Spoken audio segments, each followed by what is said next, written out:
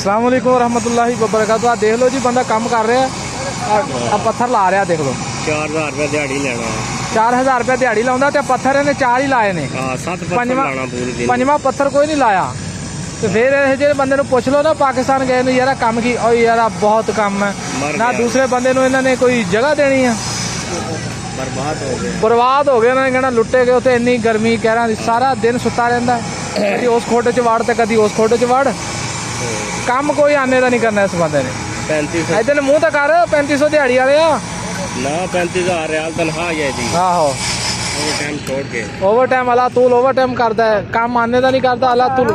हाँ इधर देख लो, इधर देख लो। ये नाम क्या है तेरा? नाम तो बता इसको। गुरशीद खान। गुरशीद खान, गुरशीद खान। ये देख लो जी गुरशीद खान। ये इसने तो पठानों का नाम भी क्या कहते हैं दाग लगाया हुआ है, पठानों के नाम को। चतराली भाई पठान। चतराली यार कोई भी है तो पठान ही ना। तो पठान अलग है, चतराली अलग है। यार ये कहता है मैं पठान हूँ। ये इनका माशाल्लाह लीड मैन है, इसको देख लो जरा। इधर मुंह करना, छुपाई जाने।